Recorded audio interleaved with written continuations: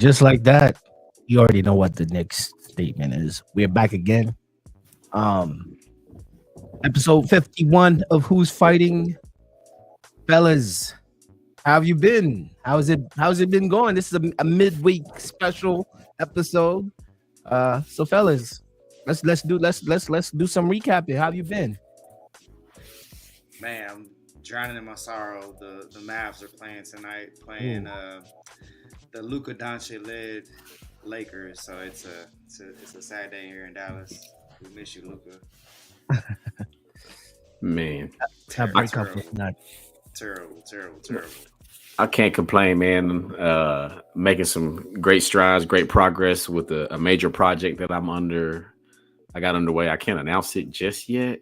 You know what I'm saying? But it's a project I've been working on for about a year now. And so I'm making great strides and great progress. So hopefully I'll be able to announce in the near future what that exactly is. Oh, cryptic. Salute. Cryptic. Man, LT always got something cooking. it's always good to see everyone, busy, chasing, multiple projects and being the creative that you are, LT, man. I can't wait to hear you bring out, announce to the world what that project is. And Kam Gee, I feel your pain, man. That break was not the best. From last I checked when we had spoken about this, he was up 31 at halftime, right? Yeah, man. I don't know.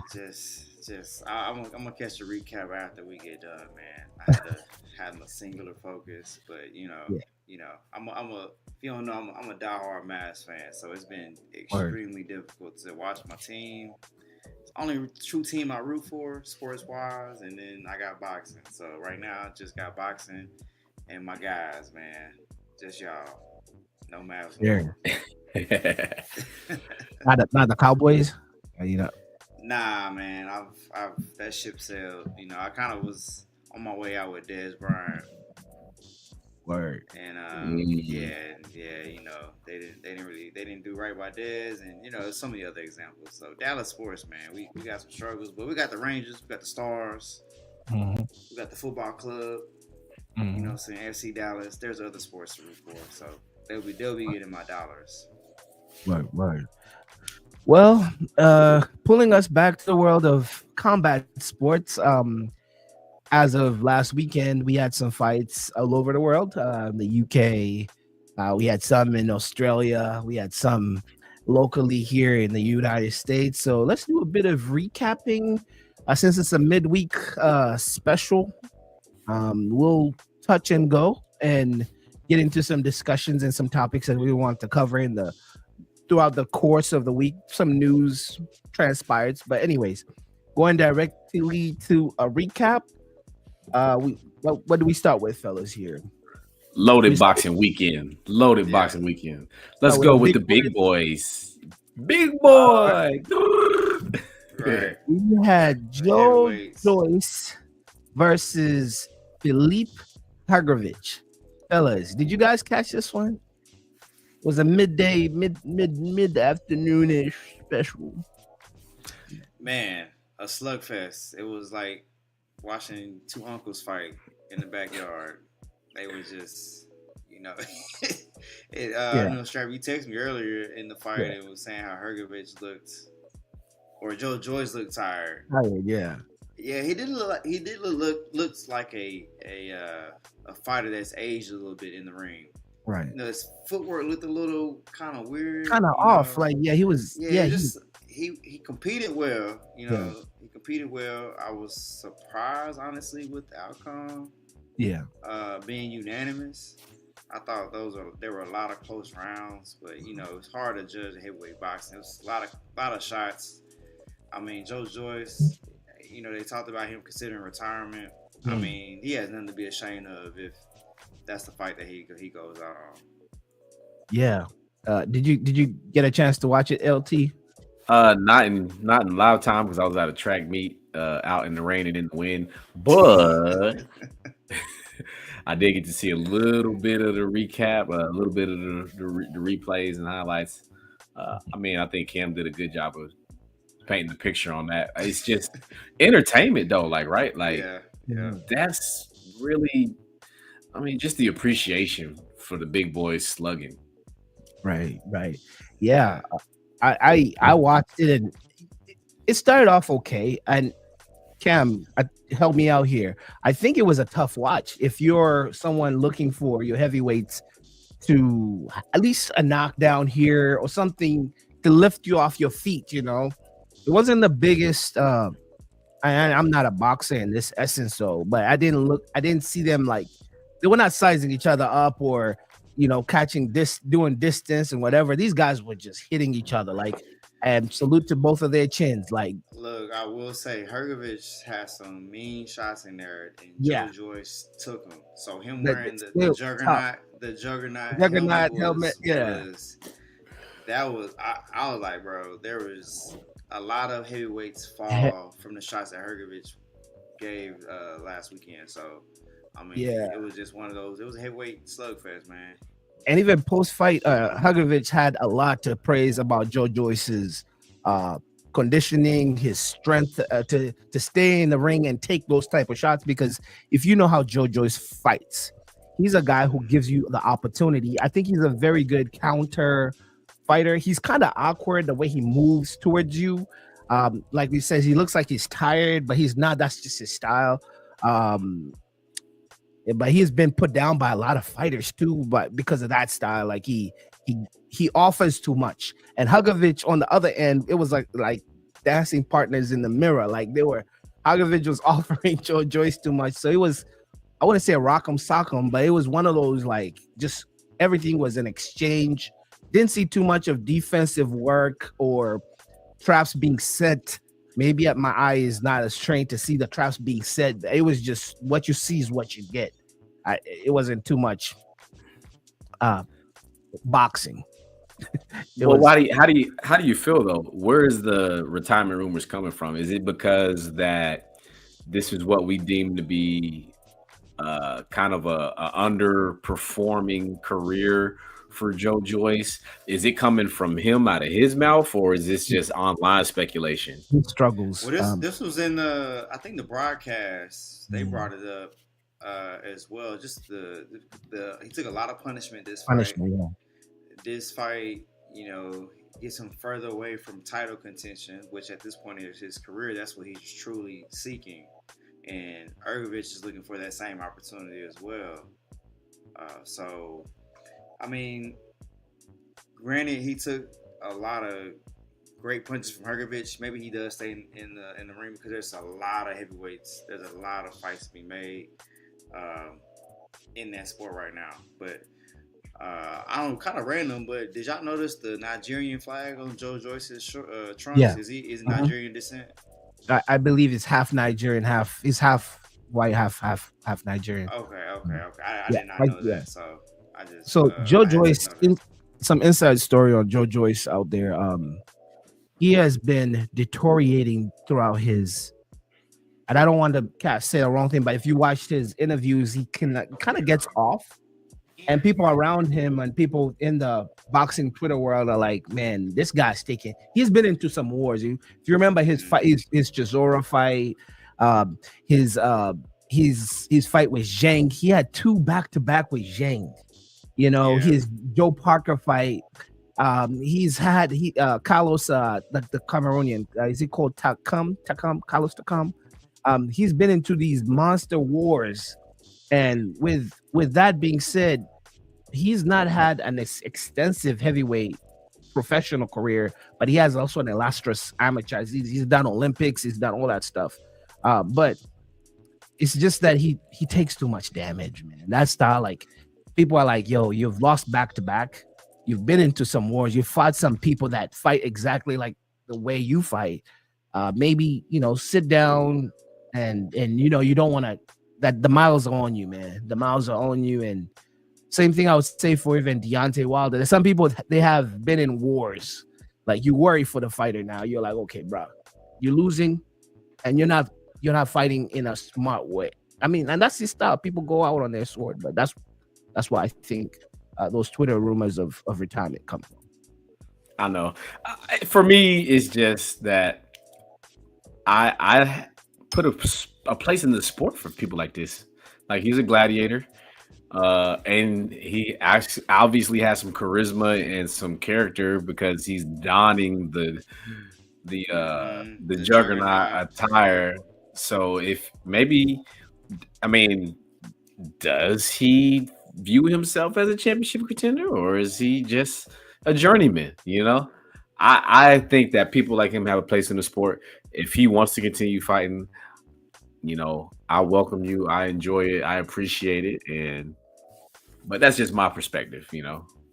Yeah, Quick note: he's one special. 1-4 in his last 5 fights. 1-4 in his last Mhm. 5 fights. He's been, yeah. And he's from that breed of fighters that came up after that 2020 that 2012 Olympics. Just big 6'7", 6'6", Deontay Wilder style. Like, he's of that ilk of where we had heavyweights above 6'5". Tyson Fury. That's his generation. He's not a young dude. He's turning 40 here soon, I think. Wow. Yeah, he's 39. 39. Yeah. So like, he's not So a he guy turned of, pro late. yeah, he turned pro. He was an amateur guy for a long time and a sparring partner for some of. I think he was a Klitschko sparring partner as an Okay. amateur.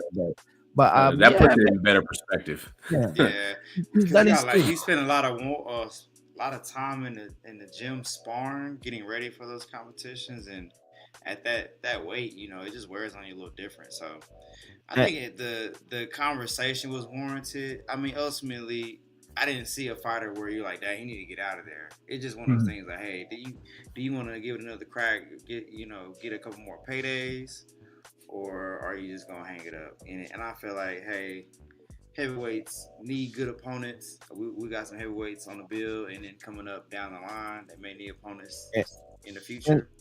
I don't see an issue with it. Let's be honest. Like, we love heavyweights, right? Absolutely. But mention one heavyweight right now that is cognitively tip top from our golden era, besides Lennox Lewis or Evander. Like, a lot of them have speech problem. I saw, bro. I saw Ivan. What's his name? I saw Tony speak, and bro, he's the brain is working, but he cannot speak right. You look at the Riddick Bulls of the world, like heavyweight. When a heavyweight hits you, it's a different hit to the brain, and completely different sport. Yeah, so I could see why there's concern there. I mean, you don't see many sound heavyweights in their 50s. So kind of dark, but yeah. It is the truth, man. It's the pain business, man. It's the pain business. These guys are gladiators, and that's why they deserve to get paid at the biggest dollars. The premium, because they are risking their life. Last week about 2 boxers, I think I follow this thing, 2 boxers died in the ring. So like, yeah, they deserve everything all the money they get. No complaints from me. Do we want to hop on to the next heavyweight? We got more. Let's go for it. Yeah, let's transition to it. And the previous one that we were talking about, that was Queensberry, and that was overseas. But now we come back stateside. We are talking about Top Ranking's very own Richard Torrez Jr. versus Guido Vianello. Help me out, guys. This is an Italian name. I know Guido Vianello. We've covered him before. Yeah, we've covered him before. He's about like 6'6". Big guy. Up and coming Richard Torrez Jr. Olympian, up and coming heavyweight. He's been getting all the hot press. You can see Top Ranking is putting a bag on him and how they are rolling his product out there as a upcoming fighter. Anyways, Richard won this fight by unanimous decision. I expected that because they're just building this fighter up, and I don't have too much to write about here about that particular fight. Well, one thing, he's a prospect, right? He was on a. You didn't notice the size difference? Yeah, he's like 5'9", 5'10". They got him listed at 6'2", but oh, really? You're watching the fight. I'm like, man, I cannot get over the size difference. Oh, sure. Yeah, in the fight, but it just looked like overall almost looked like Guido made him look like a cruiserweight. Yeah, at that division. So just be curious to see how that bodes well as you get with these monsters. Because if you think about we'll talk about a Jarrell Miller fighting at 300 pounds, basically. So you bring a very good point right there, Kam G. And maybe that's a topic we have to bring up. Is the cruiserweight the kryptonite of a heavyweight? Some of the best heavyweights are the cruiserweights who transition to heavyweight. So we talk about the speed. Oli, who's now just knocking people out for fun because he was a cruiserweight for a long time, and then of course the guy from Ukraine, current champion Usyk. Hey, check this out. So, all right, let's do this rundown real quick. 13 wins, 11 of those wins come by way of knockout, 1 by disqualification, and we know this most recent one is by decision. Okay. Now scroll down to his 7th victory of his career. It's one Tyrell Anthony Herndon by knockout in Fort Bend, epicenter of Rosenberg, Texas. And do you guys recognize that name? Wait, he's fighting Deontay Wilder. Oh, wow. Common opponent. Yeah. You know what? Knocked him out. Are we foreshadowing? Right. So we're saying that Deontay gonna put on a show for the hometown Wichita. I don't know. That's just a fun fact right there. Right. Common opponents and all that. Well, when we go back to Joe Joyce, guys, you need heavyweights. You need heavyweight opponents. Yeah. All right. First 10 round fight of Torrez' career, so he needed those rounds. Yeah. I mean, he's building a reputation, so hopefully, whatever they're banking on, bangs for top ranking on this fighter here, because I've seen him everywhere. He's been everywhere. Well, maybe he's following the Ryan Garcia business model. Possibly. I mean, he's got the following. He weighed in 230 that fight. Guido weighed in 242, but that size difference looks so crazy on TV though. That's crazy. But that's about a Usyk, about a Usyk size of Usyk. So yeah, Usyk is like 6'2", 6'3". He's not that. He's not a rangy guy. He's just.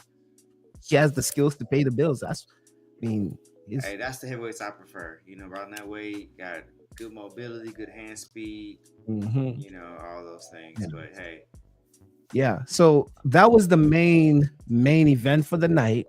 But there was some fireworks on that card.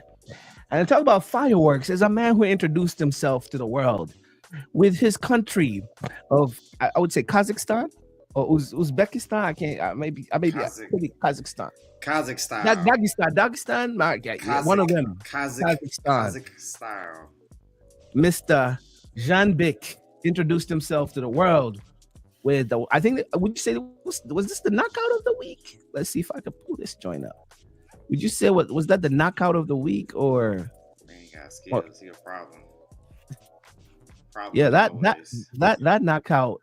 It was a thing of art. It left my man Anuel. Oh man, with the fight night. Color beard. It was he had the fight night avatar on deck with the different color beard. That was crazy. Yeah, this is a world champion. Yeah, I mean, we tend to disregard these guys because they're not American, but this is a world champion right here. Definitely, and that's for the IBF and the WBO middleweight title. And you know what's crazy is, I think the referee saved. I don't know which other some referees would have let Anuel keep fighting.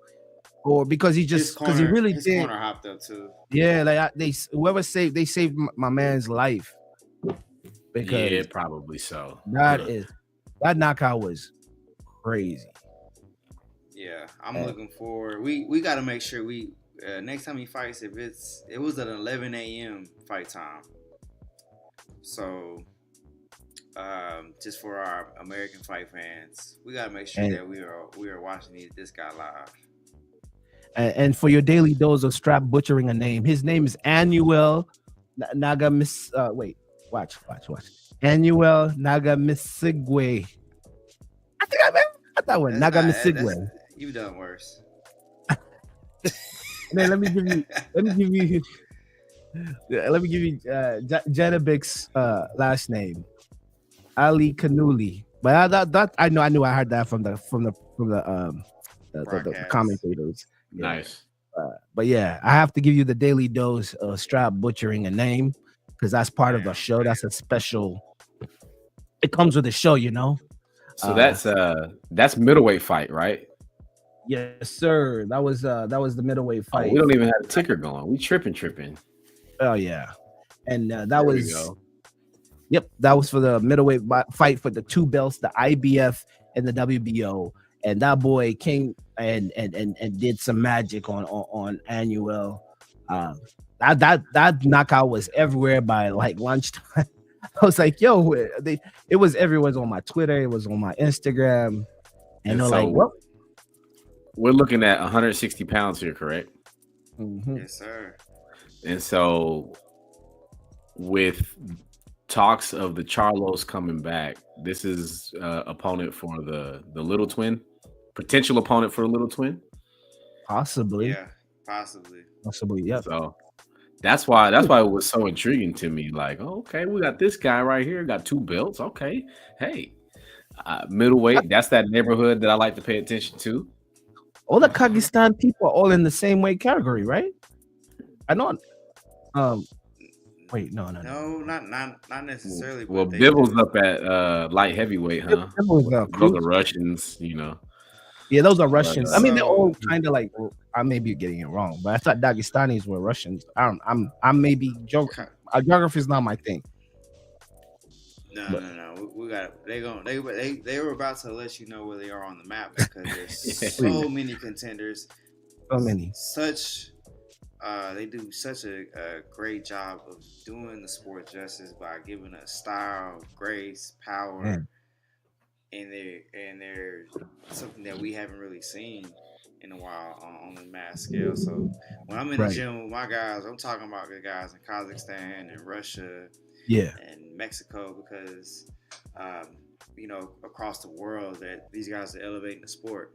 And quick note, potential opponents for Johnny Back down the line.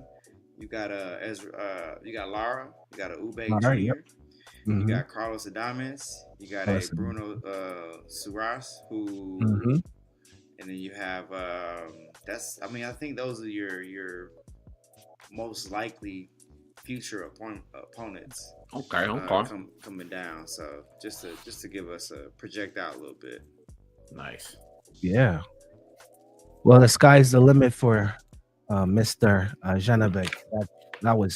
That's how you announce yourself to the world. Going back to another part of the world, was this a Sunday fight, or remind me, the Timzu fight?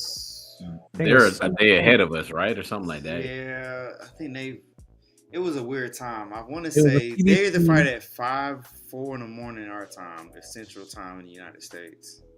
Yeah, and this was for the WBO Intercontinental Super welterweight title, and this was by the promotion group No Limit Boxing on PBC.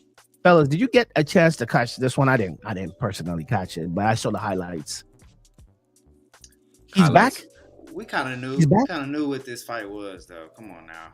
He's back. Tim Tszyu is a name. There's a pedigree there. They're not going to put a third risk in front of him in a row.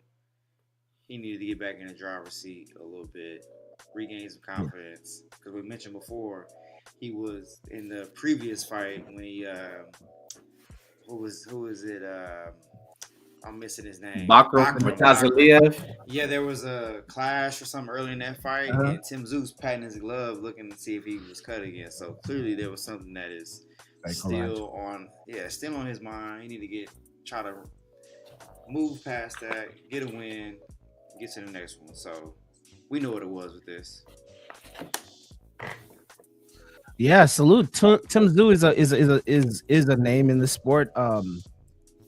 I mean, he was scary before, sometimes the myth loses its legs. He showed some fights, Fandora fight. He showed us his human that, but still he's still a bad man. So when he's doing good, you have that side of the world happy, Australia, New Zealand, and they tune in, and that's a fan base. You talk about the Tim Tszyu of the world, the Kambosis of the world that have people waking, the Iggy, in the UFC that have that world on a chokehold because of their representation in this combat world, combat sports world, that is. So yeah, he needs to be thrown in the mix. Yeah, I don't know. LT used to use this word a lot, of dust up. I don't know if this is a dust off, clean up. Let's get you well oiled and ready for dare I say Keith Thurman? I don't know. Didn't he call out? He called out basically everybody after the fight, right? Wojcik, Majumov, Fandora, those are all Xander Zayas, Virgil Ortiz. You got all those opponents in that division that are currently ranked above him. So that includes Majumov, Keith Thurman, Sergey Boychuk, Xander Zayas. So all opponents that are currently ranked above him. Let's see if he. I think he named Earl Spence too. Yeah, why not? Why not? Put him in the mix. Put him in the mix. Put him in the mix. I mean, super welterweight, very famous division in boxing. So we love it. We love it. So fellas, do you want to see Tim Tszyu, squabble with the next part? Which opponent would you want to see him in the ring with? I want the payday. I want the payday for Keith Thurman. Keith Thurman. Yeah. You think that's a payday right there? Is it a payday? Over there. Tim Tszyu? Yeah, over there, of course. Yeah, he fights over there again. Put Kambosos on the undercard. Co-main. Boom. Hey man, you be giving him. What happened to the other fighter? They had another guy. Which other Australian guy that fought Manny Pacquiao and won? Oh my God. Ward? No, wait. Guy's name. You know what I'm talking about? I was wondering if he still fights. Put that guy on the card too. Yeah, throw him in there too. Yeah. Yeah. Put Iggy. Put Israel Adesanya on there as an exhibition box. There you go. You sell out in New Zealand, Australia. You sell out everywhere. South Africa, everywhere. Tim Tszyu, Keith Thurman. I think it's probably a handshake deal somewhere. They didn't make that happen. That's a fight. So is it true entertaining and competitive? Is it true that Keith Thurman permanently moved down to Australia, or is he just looking for money? Is he hunting a deal? Because I was seeing him training out there. Well, maybe because he knows that he got a Tim Tszyu fight coming in like 3 months. Might well stay. I like it out there. Exactly. Australia don't seem like a bad place. He's a Florida guy. Was it Tampa or Florida? Yep. Tampa, St. Pete guy. Yeah. Exactly. Yeah, man. He out there enjoying the vibe, man. Put some respect on Keith Thurman's name, man. Hey, Jeff Horn was the guy's name. Jeff Horn, yes. Throw him there. Throw Jeff Horn on that. He was like the guy there. Yeah, Jeff Horn. Yeah, wake him up. Earl Spence, Jeff Horn, and all the people. Like, just start calling out random people. Yeah, just put him in that.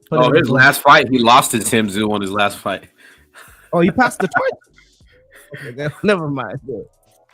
All right, so we coming back stateside, and we're gonna go into the deep cuts of the undercards, or this would be an undercard for the top ranking event that happened this Saturday. We want to talk about one of the show's favorite, up and coming, busy fighter, New York's very own Abdullah Mason, and that boy does not fail to not deliver. I mean, he always delivers. He always has knockout. One of the knockouts of the night. This has been he's been on a streak of knockouts, and it was on his 21st birthday. So he went and had a drink or whatever he partakes in. I mean, he may be Muslim. I mean, hey, but he's of age. He's of age. I want to respect his dean and everything, but and what he follows. But yeah, I did see this one. I saw this one on a highlight on based on the highlights. I didn't watch. I didn't catch the actual fight live. He fights out of New York because he's from Cleveland, Ohio. Wait, yeah, I'm getting it wrong. I think he's from Cleveland, but I thought he fights in New York. I could be wrong. Because I know Shushu fights. Never mind. But he won this fight in the 6th round by TKO over Carlos Ornelas, if I'm saying that right. And, did you guys that? Watched the fight, expected the victory, but I really wanted to go towards something that Shakur said immediately after the fight, as far as his defense. Did y'all catch that? No. Early in the fight, like get into these exchanges. Mm-hmm. So he has that. We talked about it before. He's still trying to. Oh yeah. He's getting his experience. He's staying busy. What did he fight 3 months ago? Mm-hmm. But he has a tendency to kind of take some hits. He's been put down. Yep. Shakur gave him that advice. It was like, hey man, you can be one of the greats if you kind of pull back a little bit in those first 3 rounds and kind of fill these guys out before you engage in these exchanges. One thing he said to him was every fighter is dangerous in the first round. So alluding to this fight, it's getting into some of those exchanges and stuff like that. So I know we expected a victory, but just something to watch as his career progresses. I know we're big fans of him on the show. Yeah. Now let's put this in perspective, because would we be fans of this prospect if he took that advice? I mean, that is very good advice. That is sound advice. But let's look at the box office status of a Shakur Stevenson. Right. Abdullah's building a name that potentially could be bigger than Shakur, correct? Right. Shakur has a lot of the animosity. As of this point, Abdullah Mesa is just getting all the love. So right. I think that's a good point. It's the whole allure or that whole gravity of a new face, because I remember when Shakur was becoming a pro post the Olympics, everybody was on Shakur. He was on Sports Illustrated. Him and Carissa were everywhere. He was plastered on everything. He was everywhere. So it's just that new face feel. One more thing, because apparently, even coming off a knockout performance, they couldn't get the Zepeda fight done, right? Was it negotiations for Shakur's Zepeda? Was it something? One of those fights fell through with Turkey because they didn't think that Shakur, according to him, they didn't deliver on the number that was promised to him. Oh yeah. But was that because they had to step in, and someone had to step in for Kid Austin, and really and truly that kind of died down the whole experience because that was a stacked card, and I don't think Shakur was the only one holding that card, because I think you could add in who else was on that card? Was it Bivol? The card of the century. Yeah, that was a stacked the greatest card of all time. So I wouldn't put all that weightlifting on a Shakur, because that card was marketed in a brilliant way. I just think maybe the wanting to see Shakur fight when Kid Austin pulled and someone came in and he did great, but you remember he had heart and all that stuff. We gave that person's praise, but Shakur knocked him out. But yeah, I mean, but it's an even bigger fight though. You could replace Kid Austin with the proposed bout that we're talking about here. It's a bigger, because Zepeda's coming off the victory against Farmer, right? Same weight class. Am I mistaken or no? Same weight class. 7 Farmers in the same division.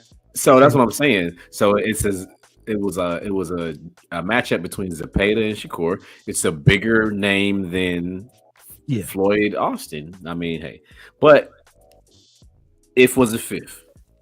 Yeah. And you're very right. Like, we've not really tested Shakur's stardom because he's been under top ranking, right? That was his last. ever promoter, right? And a lot of his fights were aired for free. So now you're getting the cheat code of ESPN. So his numbers literally said that he had the most watched fights of the year 2023, right? But literally, you were not pay per view. They were being aired, or I think on ESPN Plus or regular ESPN. I can't remember. So they're kind of true, but they're kind of it's false. So we don't know his level of stardom. Like we don't know. Like I could tell you this, with you may not like this part, but Tank goes to Atlanta, sells out. Mercedes Benz sells out. He puts butts to the seats, and you could see what his stardom is like. I can't wait to see what Shakur can do on that. His contemporary or his peers, let's say Ryan Garcia. We've seen what Ryan has done. He's brought butts to the seats. Who else? Even freaking Devin Haney. To a certain point, he brought some people to see him fight. But that Ryan and Devin was a big one. So I don't know. I really don't know what those numbers look like and how much of a star. But if you ask Shakur on his Twitter, he's the guy. And he'll tell you, look at my ESPN numbers. So I don't know. We'll find out. Yeah. We'll find out. Moving on to another fight that happened the night of Saturday under the Top Ranking Promotions on ESPN Plus. We have Lindelolfo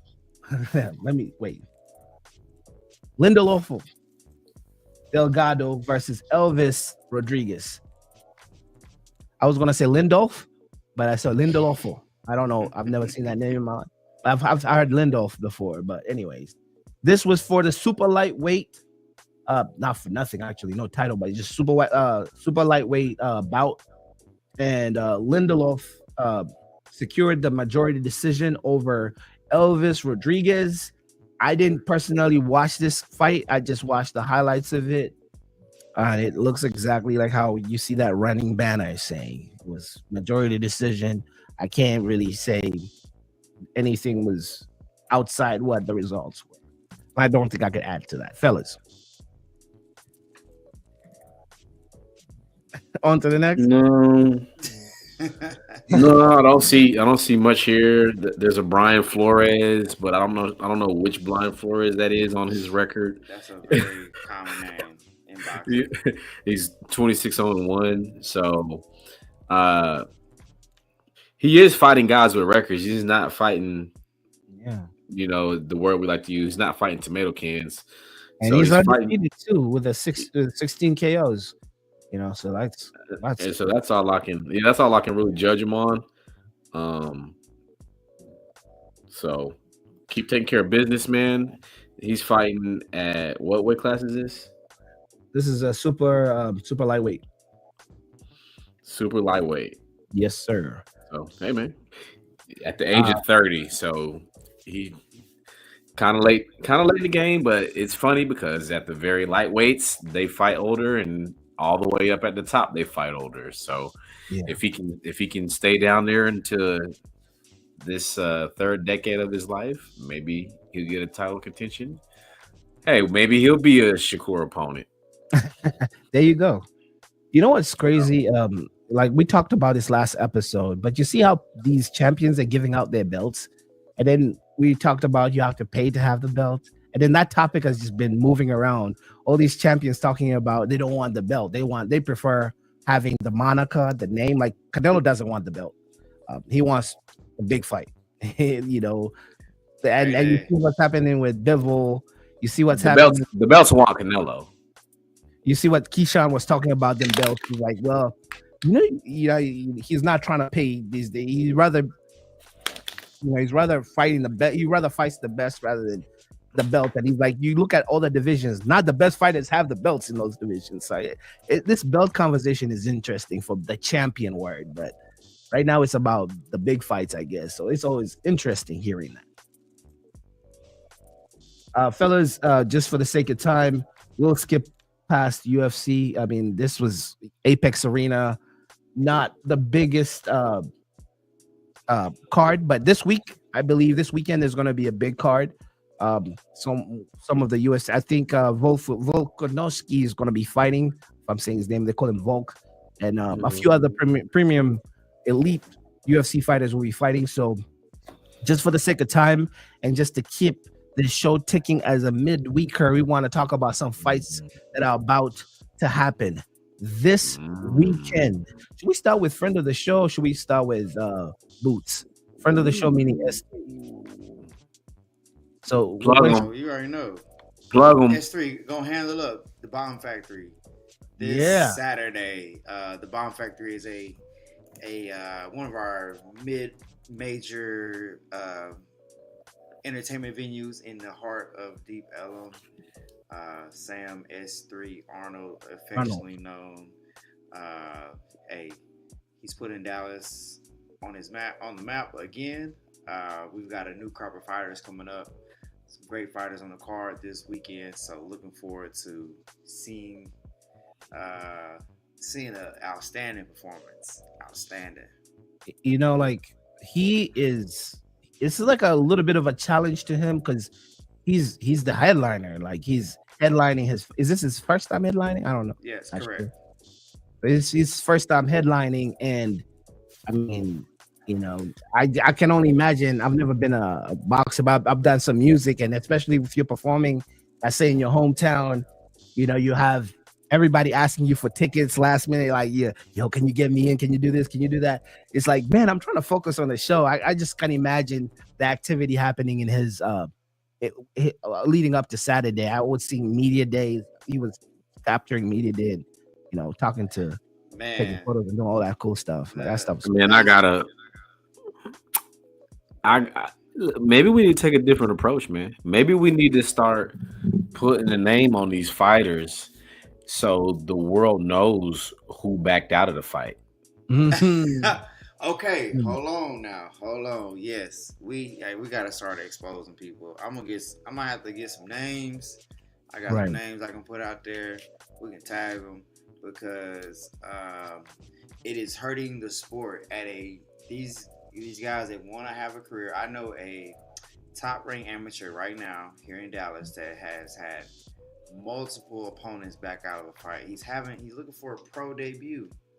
He's looking for a pro debut, and he's got guys that are backing out of fights.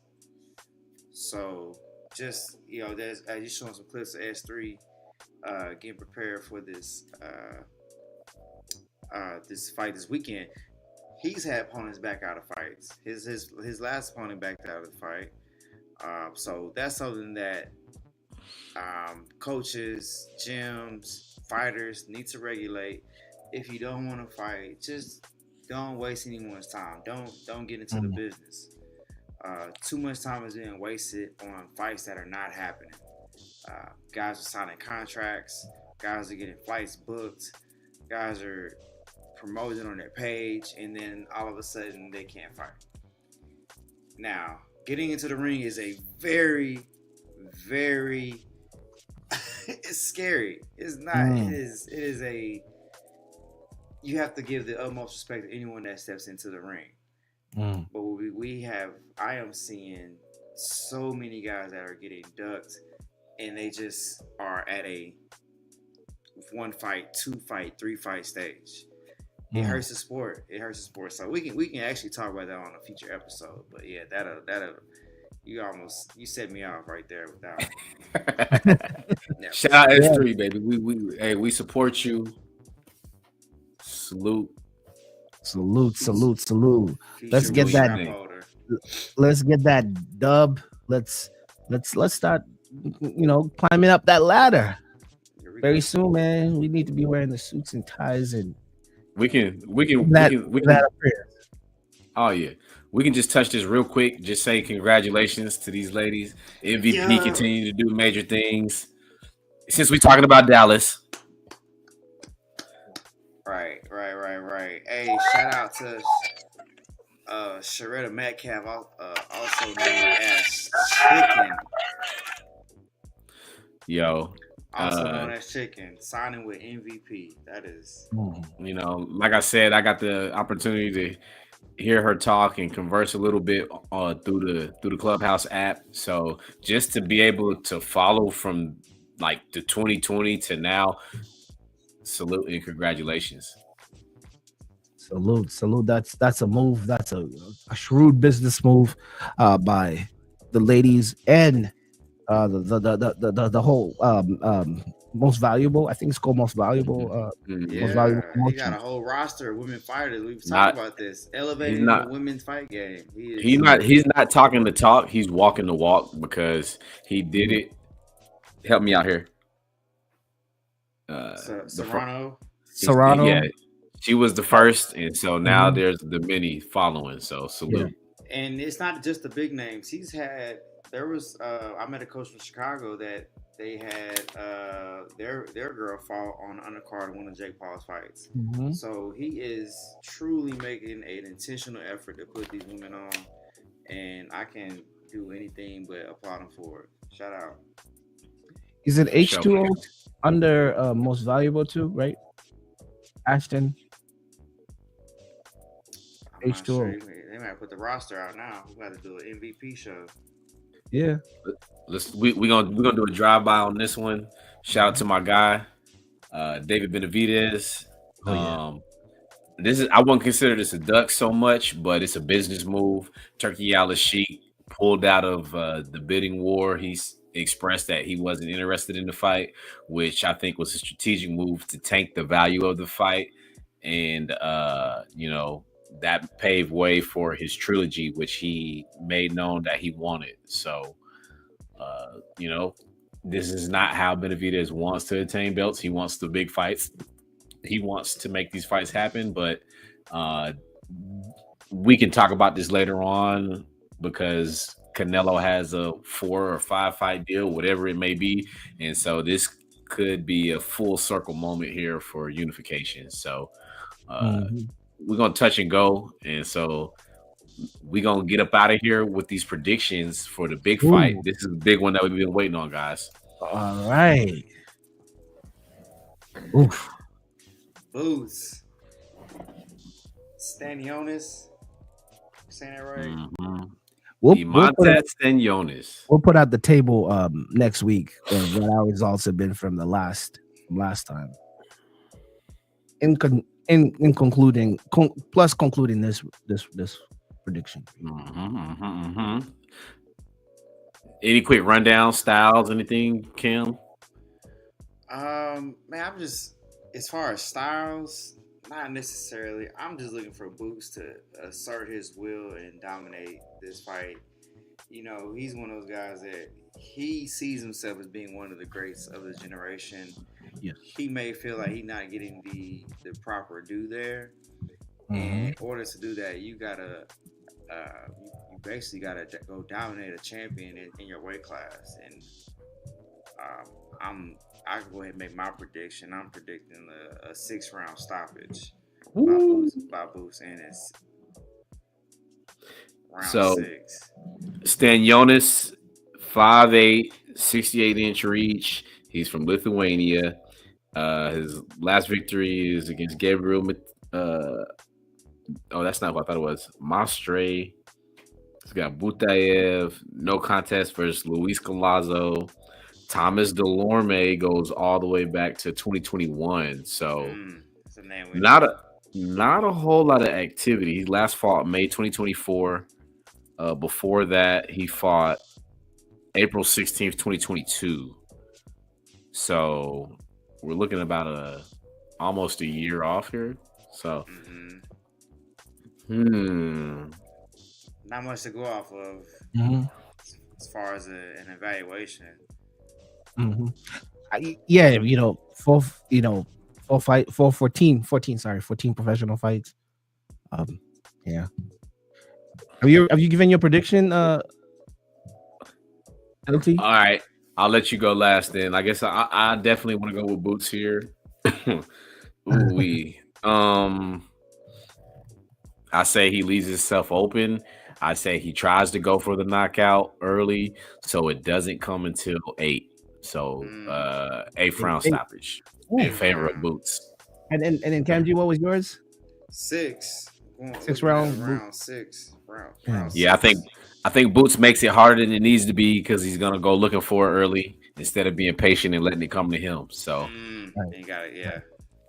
I don't know too much about Stanionis. I don't know about his. He may have had an illustrious amateur career, so I can't just judge him off the 14 fights that I'm seeing right now.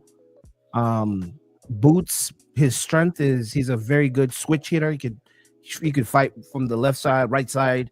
He's very explosive. He's athletic. Boots' weakness for me, sometimes he could get too flashy in a serious fight. But again, he's not really fought elite competition where is being challenged to that level where you have to be focused. He reminds me of the early days of Tank, where Tank played a lot with his opponents. Stanionis, don't know too much about him, but just doing research here, he has a pretty good chin. He does body. He likes to work the body. He's a volume puncher. Some of coaches have pointed out his weakness is his foot speed, and he struggles with slick movers or movement. So that's Boots. I'll go close to what LT said. I'll have it as a Boots stoppage in the 9th. Boots will pick him apart. Boots will pick him apart, frustrate him, and it'll be a TKO. Give you some perspective here. So the Stanionis fought Delorme in April 10th, 2021 to a unanimous decision in 12 rounds. Delorme fought Boots in October of 2021, and this was a first round knockout, 1 minute 49 seconds. Yeah.